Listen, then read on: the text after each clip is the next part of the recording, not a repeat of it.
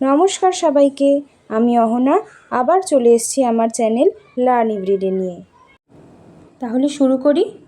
আজকে আমাদের topic terminologies related to respiration, যেগুলো জানাটা খুব প্রয়োজন। ফার্স্ট হলো ইউপনিয়া। ইউপনিয়া মানে নর্মাল রেসপিরেশন অর ব্রিদিং। যখন আমরা রেস্টিং স্টেটে থাকি তখন আমাদের নিঃশ্বাস নেওয়ার জন্য আলাদা করে কোনো প্রেশার দিতে হয় না, কোনো এনার্জি লাগে না।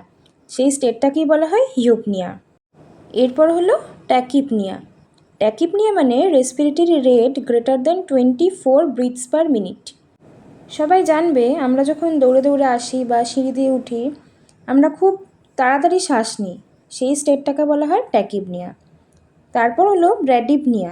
ব্র্যাডিপনিয়া মানে respiratory rate less than 10 breaths per minute.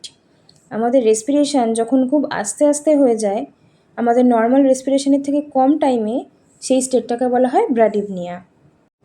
এই অর্থে আমাদের আরেকটু কিছু রেসপিরেটরি রেট জেনে রাখা খুব দরকার। যেমন কি normal respiratory rate for newborn হচ্ছে 30 to 60 ব্রিথস পার মিনিট। 1 বছরের বাচ্চার ক্ষেত্রে সেটা 20 to 40 ব্রিথস পার মিনিট হয়ে যায়।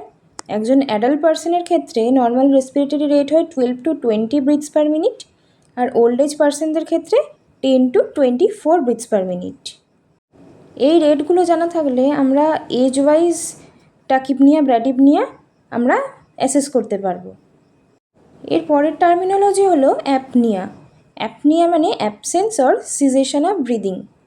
তারপর হলো ডিসনিয়া। ডিসনিয়া মানে ডিফিকাল্টি ইন ব্রিদিং। আর লাস্ট হলো অ্যাসফিক্সিয়া।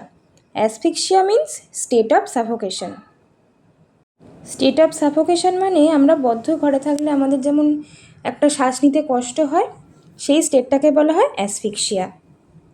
আমার এই ভিডিও যদি তোমাদের ভালো লেগে থাকে, এরকম ছোট ছোট কনসেপ্ট যদি তোমাদের ভালো লেগে থাকে, তাহলে প্লিজ সাবস্ক্রাইব করো আমার চ্যানেল লার্ন এভরিডেকে।